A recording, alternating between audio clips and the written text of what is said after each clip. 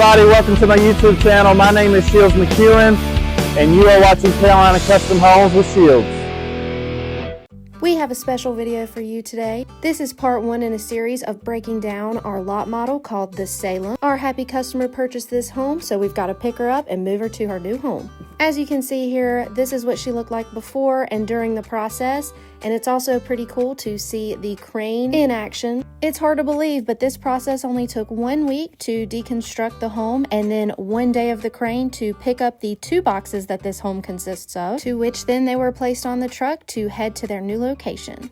Once they get there, they will then be reassembled in what's called a trim out, and just like that, she will be all put together again and our happy customer can move in. So you might be asking, why would we be getting rid of a lot model? Well, that is because there is a new one ordered and on the way, which we are really excited about. So stay tuned to watch that one get put together. And of course, you will be seeing a full detailed pricing breakdown, square footage breakdown of that new home once it's here. This is a really neat process, so if y'all have any questions, please drop them below and we are happy to answer any and all of them.